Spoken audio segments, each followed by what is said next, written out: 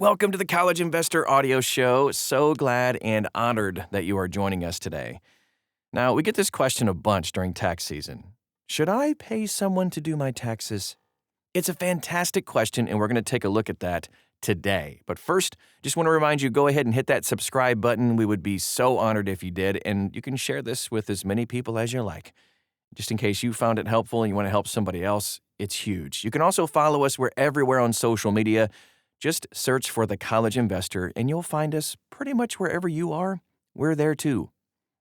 Before we get to today's show, I wanted to share a quick reminder that being financially organized is one of the biggest factors in building wealth. Want to be a millionaire? It's not going to happen if you're not organized with your money. So, how can you get organized? Well, our favorite app is Empower. It's free, allows you to connect your banks and brokers, and it gives you daily income and expense updates. Ready to try it out? You can sign up at thecollegeinvestor.com/empowermoney. All right, so let's get to it with the show today. So one of the biggest questions, should you pay someone to do your taxes? Getting a tax refund is a big part of that question, really. Most people hope for a refund and look forward to getting those direct deposits. Who gets a paper check? Do you get a paper check? Don't get a paper check. Do direct deposit. But I digress. Anyway, doing your taxes can be hard for sure. Or so the mainstream media tells you that, along with commercials and more. So, should you pay someone to do your taxes? As with most things, the answer is it depends. Oh, you knew it depends what's happening, right?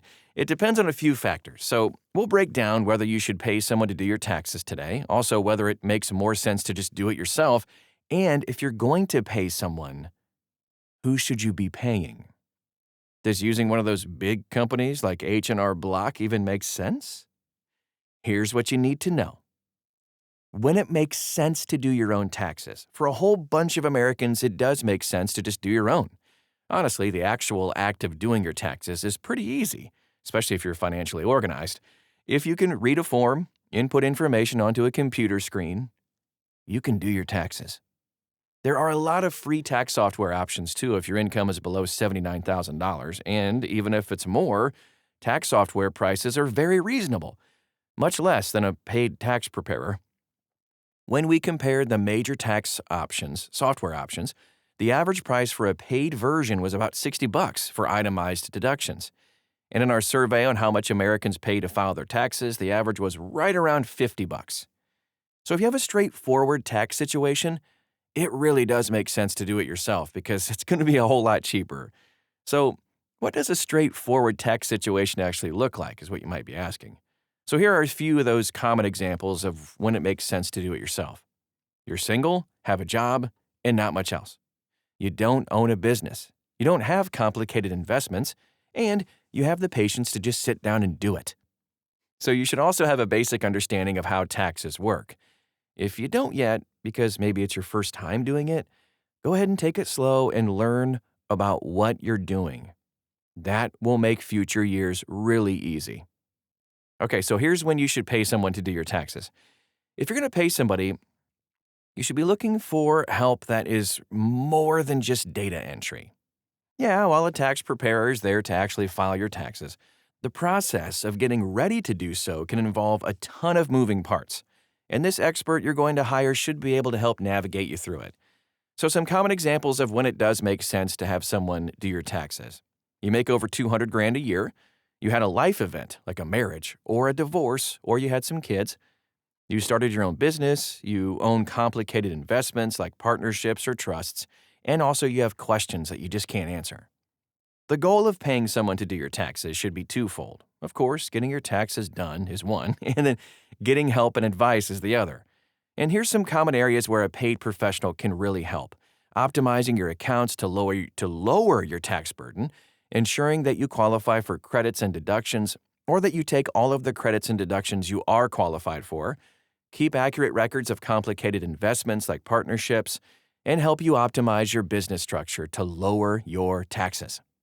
So, when deciding if you should pay someone or not, keep those ideas in mind when discussing your situation. And then where should you get your taxes done would be the next logical question.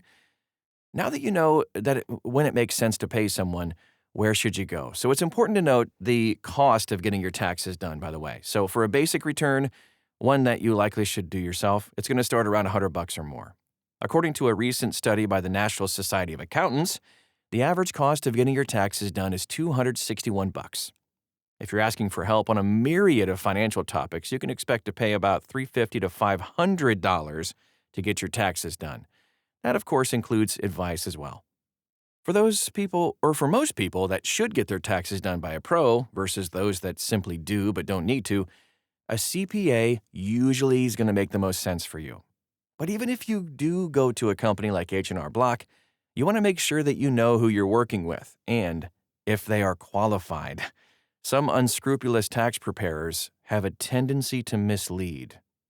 Go figure. So the IRS requires all tax preparers to register, and you can find their information online. At the National Directory of Registered Tax Preparers and Professionals, you can find a link to that at thecollegeinvestor.com. Make sure you check whoever you work with, no matter the firm, large or small, public or private. Also, make sure you kind of develop a good relationship with that person. They should be able to walk you and help you through your tax-related questions. If they can't answer or help you, it's kind of probably a sign that you need to find somebody else. If they just want to do data entry, it's not someone you should pay several $100s to do that for you. If you find yourself owing a lot of taxes or even back taxes, you may want to consult with a tax debt professional.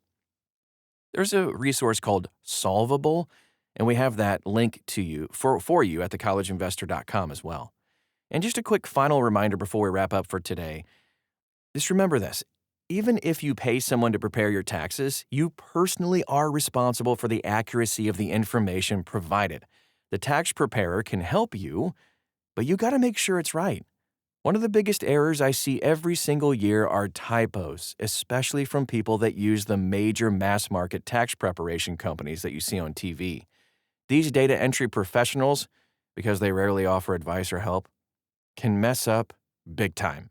They can misspell your name, mistype your social security number, and a whole lot more. Easy mistakes that you probably wouldn't make. All of those will result in delays on your tax refund. So, make sure that you do a thorough review of your tax return before you file, no matter if you do it yourself or if you pay someone else to help you. And if you want to do it yourself, we have tons of resources and full, detailed reviews for sure at thecollegeinvestor.com of all the different types of tax software that we kind of recommend that you use, and even some that we recommend don't even come close to using. You can find all of that information and a whole lot more at thecollegeinvestor.com. Again, we're all over social media. Just search for The College Investor and you'll find us. Thanks again for stopping by today, and we will talk to you again real soon.